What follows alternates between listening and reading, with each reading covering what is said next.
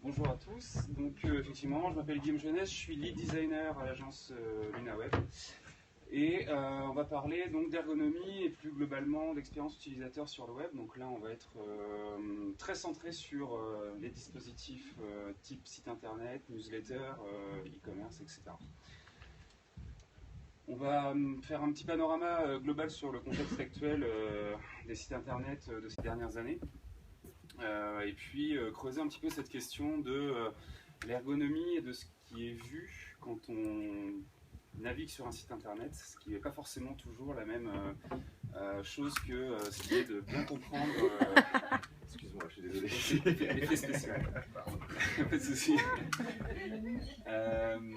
Donc voilà, quand on navigue, et puis on partira sur une petite conclusion effectivement. Donc, le contexte actuel, quelques chiffres du coup pour être un petit peu précis sur les dernières années. Et là on parle donc vraiment de sites internet, de nouveaux sites internet, des sites internet où potentiellement il y a des choses à vendre. 2% c'est effectivement le taux moyen de conversion, donc ça veut dire le taux moyen d'utilisateurs qui vont finir par acheter quelque chose concrètement sur un site internet par rapport au volume de visites sur les sites.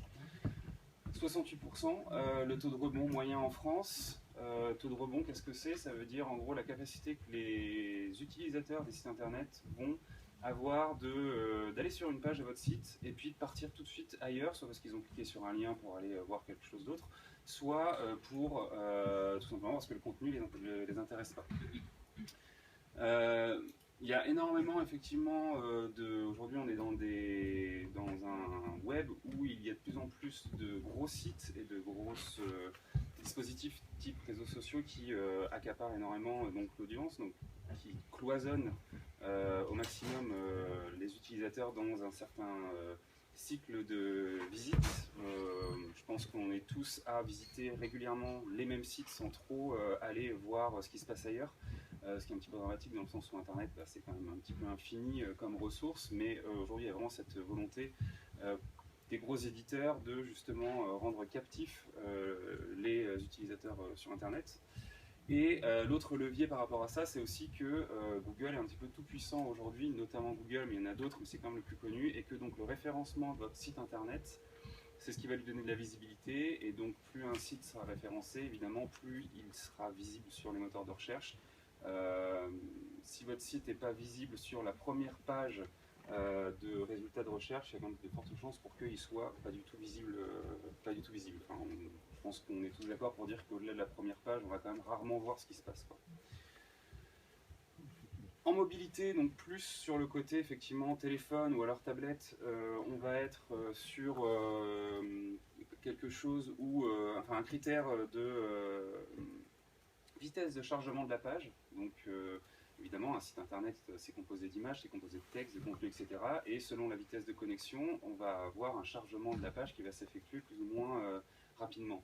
En contexte de mobilité, qu'on soit en 3 ou en 4G, voire même en moins, évidemment que du coup cette vitesse de chargement là, elle va être hyper importante pour permettre à l'utilisateur d'accéder au contenu et à la donnée qu'il veut trouver. Alors imaginons par exemple quelqu'un veuille trouver une donnée type contact ou adresse postale parce qu'il justement il est en mobilité et qu'il cherche un endroit. Si la page ne se cherche pas assez rapidement parce que vous aviez décidé par exemple qu'il y avait une grosse vidéo en fond de votre page ou qu'alors il y a énormément d'images, énormément de polices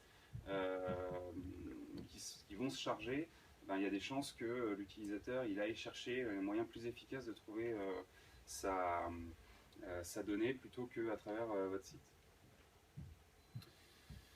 Ça, on l'a vu tout à l'heure. Effectivement, aujourd'hui, de plus en plus de personnes utilisent énormément d'appareils simultanément, donc PC, tablette, mobile. Et je rajouterais à ça que les frontières aujourd'hui se confondent de plus en plus entre un smartphone, on va dire de la taille d'un iPhone il y a 1 ou 2 ans et aujourd'hui des Samsung qui font quasiment la taille de petites tablettes. On a vraiment une gamme de plus en plus large entre le petit smartphone et les premiers netbooks, enfin petits portables. On va avoir des tailles d'écran qui vont être qui vont un petit peu être aussi infinies, de plus en plus infinies.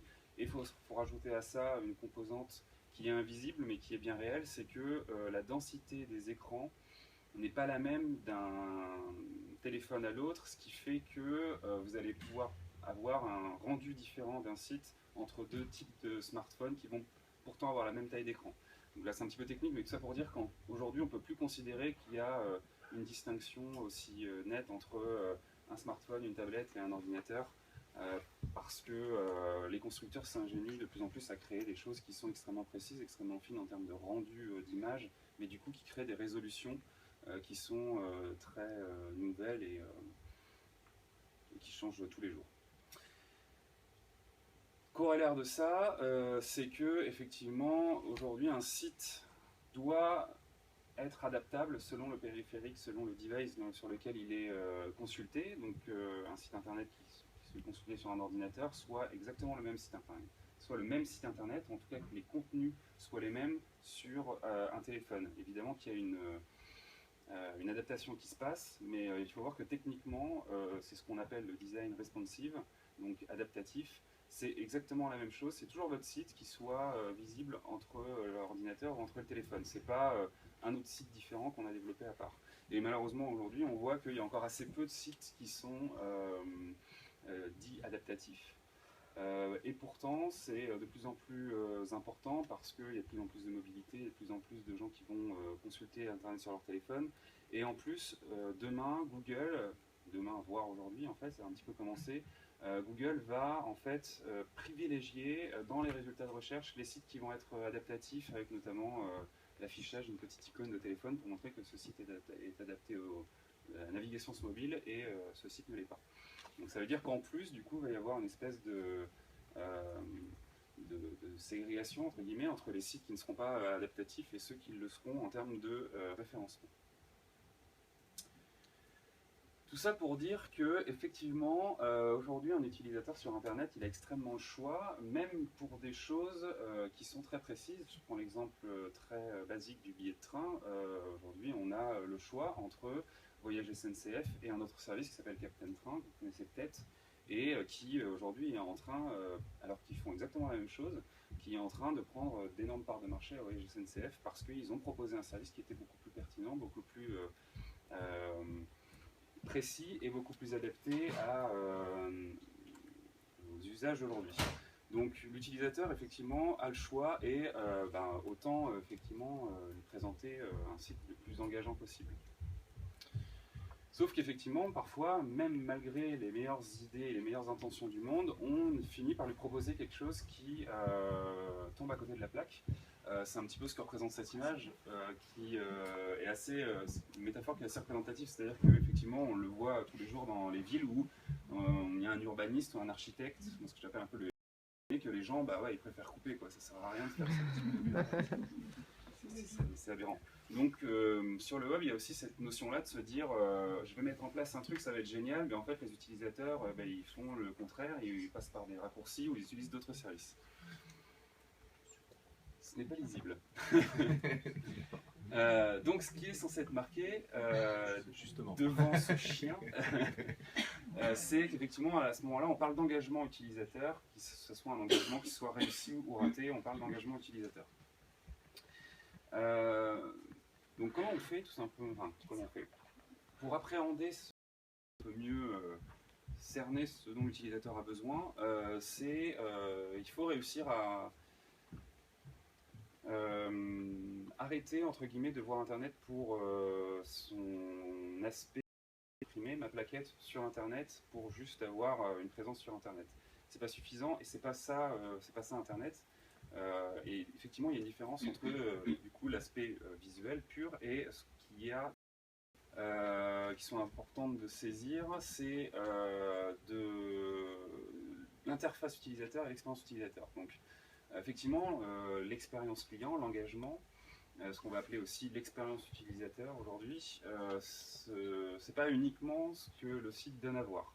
Ça, c'est ce qui va être l'interface lisible, mais ce n'est que la première couche en fait de cette interaction qu'il va y avoir entre l'ordinateur, le téléphone et la personne derrière, et ce qu'on va appeler donc l'interface utilisateur. Aujourd'hui, on va au-delà, et au-delà, justement, l'expérience utilisateur, c'est donc la compréhension qu'on va avoir qu'un utilisateur, évidemment, va ressentir des émotions négatives ou positives quant à l'utilisation d'un site, et va aussi évidemment garder un souvenir de cette utilisation. Une fois qu'il aura fini d'utiliser le site, on parlait tout à l'heure des émotions, de choses qu'on retient plus que d'autres. Sur Internet, c'est pareil. Qu'est-ce qui va faire que, à la sortie de la navigation d'un site, la personne va en garder une trace et va avoir envie de le partager plutôt que, alors ça c'est au mieux, et au pire, effectivement, on va se dire non, mais celui-ci, je l'oublie et plus jamais j'y vais, quoi. X, aujourd'hui, dans l'univers du web, on parle beaucoup de design UX ou de design d'expérience utilisateur.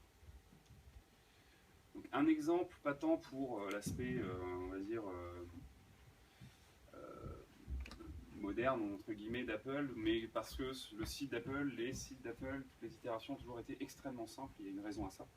Là, effectivement, sur le site d'Apple, ils vont droit au but, c'est quelque chose de très clair, il n'y a pas de surcharge, c'est une utilisabilité qui va être réussie, au sens où les boutons vont être bien cliquables, les liens bien identifiés, les vidéos, etc. etc.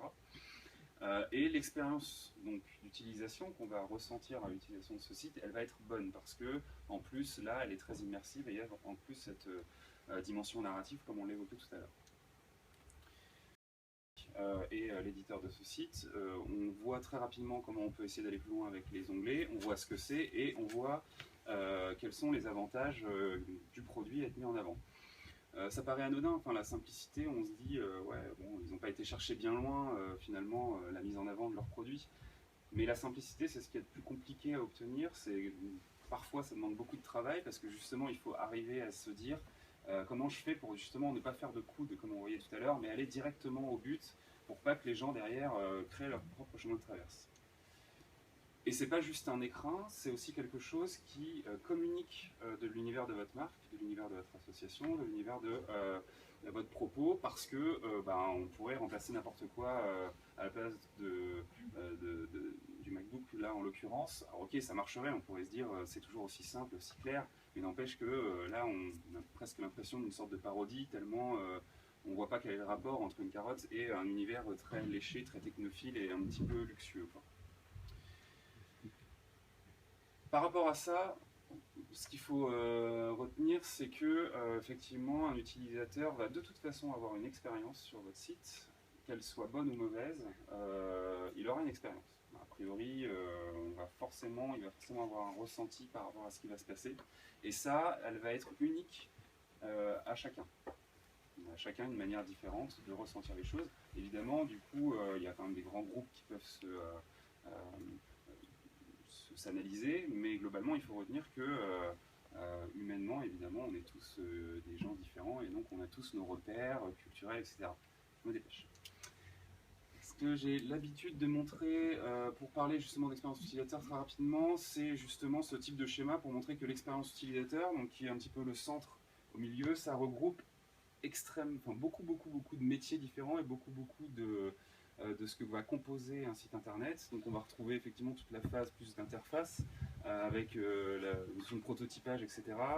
Toute la notion plutôt de marketing, business et toute la notion de plutôt qualité graphique, univers visuel, etc.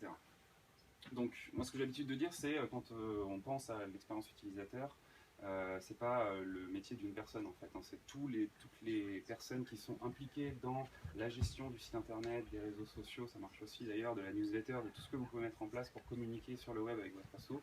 Clairement, toutes les personnes doivent être persuadées, doivent avoir compris que cette notion d'expérience utilisateur, d'apporter le message le plus fluide à l'utilisateur et doit être compris par l'ensemble des gens. Comment on fait du coup pour créer un dispositif, le dispositif le plus efficace possible finalement? C'est maintenant que justement on va parler un petit peu d'ergonomie web, et c'est des règles qui sont très simples, mais en même temps on a vraiment tendance à les oublier. Donc la base d'une bonne ergonomie, c'est évidemment une offre en adéquation avec la demande. Donc ça veut dire apporter une réponse aux besoins, une solution aux besoins des gens qui vont consulter vos supports web.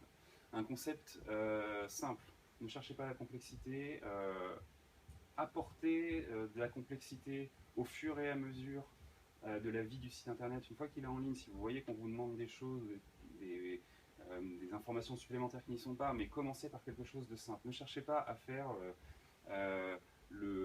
le site le plus évolué et le plus complet depuis le départ, parce que vous êtes sûr qu'il y a 50% des choses qui ne serviront à rien, et vous perdrez du temps. Un accès facilité, donc là évidemment il va falloir soigner le référencement, donc toute la partie référencement, les mots-clés qui vont se trouver sur votre site, mais aussi la structure de votre site, ça va être la simplicité. Pour qu'un site soit bien référencé, il faut qu'il soit structuré correctement, avec des titres. En fait, voilà, encore une fois c'est de la logique, il faut juste bien écrire, avec des titres, des sous-titres, des descriptions, des choses comme ça. Aujourd'hui, en plus, Google comprend un langage qui est un langage humain. C'est fini les blocs cachés tout en bas du site où on va mettre plein de mots-clés en se disant de toute façon comme ça il va lire le truc, c'est un robot, il s'en fout. Non, aujourd'hui Google comprend les phrases qu'on lui formule. D'ailleurs aujourd'hui les recherches c'est pas des mots-clés, c'est les gens tapent des questions quoi. Et Google leur donne la réponse. Donc il est suffisamment intelligent pour comprendre votre contenu. Un design éprouvé, donc évidemment ça veut dire qu'à la fois l'aspect visuel, le contenu et le sens qui se dégage de tout ça, ça doit faire un tout et ça doit avoir encore une fois du sens. Donc, ça serait une partie énorme à développer mais on n'a pas trop de temps. L'accessibilité est important, on n'en parle pas suffisamment en France sur le web, mais l'accessibilité c'est cette manière qu'on a de rendre les sites accessibles aux personnes avec un handicap. Il y a beaucoup de choses qui sont possibles de faire par rapport à ça. Il y a des organismes comme Opquast qui éditent des checklists pour vérifier que son site est accessible. Si votre site est accessible aux personnes malvoyantes, il y a des chances qu'il soit accessible à la terre entière, quoi. Donc il faut y penser, c'est intéressant, enfin, c'est important. L'utilisabilité, le fait que le site soit facilement navigable, que les boutons soient assez gros. Quand on est sur un téléphone et que du coup on a nos gros doigts sur notre écran, il faut bien que les liens ils soient suffisamment gros pour être cliqués. Sinon ça va être vraiment frustrant. Le graphisme rassurant, ça c'est effectivement quelque chose qui est... bon, après ça dépend de la communication que vous avez et de votre univers visuel, mais globalement, on sait qu'il y a des couleurs qui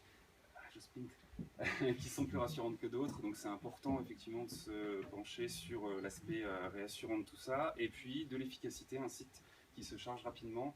Ça fait partie des choses qui feront qu'un utilisateur ne va pas partir tout de suite. Très rapidement, les bonnes pratiques.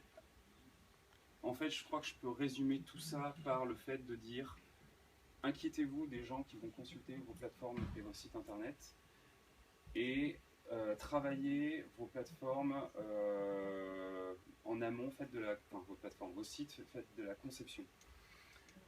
La conception, c'est quoi? C'est tout un tas d'outils qui va permettre en fait d'anticiper les besoins des utilisateurs et pas juste de sortir de votre tête l'idée géniale que vous pensez avoir mais qui n'est sûrement pas si bien que ça. On a des outils, Internet commence à regorger de checklists et d'éléments pour s'aider dans cette démarche-là. On a ce qu'on va appeler les parcours utilisateurs. Donc là on a pris un utilisateur type, on s'est demandé tiens de quoi il a besoin sur le site, c'est quoi son point d'entrée sur le site, c'est quoi son point de sortie sur le site. Est-ce que pour nous c'est le contact par exemple, est-ce qu'on veut qu'il fasse un don, est-ce qu'on veut qu'il s'abonne à la newsletter, etc. etc. Ensuite, tel un architecte, aujourd'hui, le métier du web designer, c'est aussi de réaliser des plans du site internet, pas juste de partir en maquette graphique, c'est trop cool, les couleurs, tout ça, machin, non. Aujourd'hui, on analyse tout ça, on crée ce qu'on appelle des wireframes, donc comme des plans d'architecte, hein, vraiment, du site internet. Donc ça, c'est le site internet, mais il n'y a aucune surcouche graphique sur ces écrans-là. Donc on a à la disposition du texte, on a à la disposition des interactions, des images, etc. Voilà, pour éviter un peu ce genre de choses à la fin, c'est-à-dire on fait n'importe quoi. Graphiquement j'entends, mais on se soucie pas trop de l'utilisabilité finale. Et pour conclure, voilà le conseil de tester ce que vous faites. Testez-le, demandez l'avis de personne. Alors évidemment si c'est les gens que vous cherchez à toucher, c'est encore mieux. Mais demandez l'avis des gens de votre entourage, demandez l'avis de n'importe qui en fait. C'est pas pour autant qu'ils vont vous donner la réponse à vos questions et que vous devez faire ce qu'ils vous disent, mais au moins vous allez pouvoir avoir une première intention. Derrière, il y a des possibilités de faire des tests utilisateurs sur des batteries de gens ciblés qu'on a au préalable analysé suite justement aux analyses des statistiques du site, etc. Mais en tout cas, il faut tester parce qu'on ne sait jamais si on a raison et on n'est pas un utilisateur normal puisque c'est notre propre site. Voilà. Désolé. Merci Guillaume.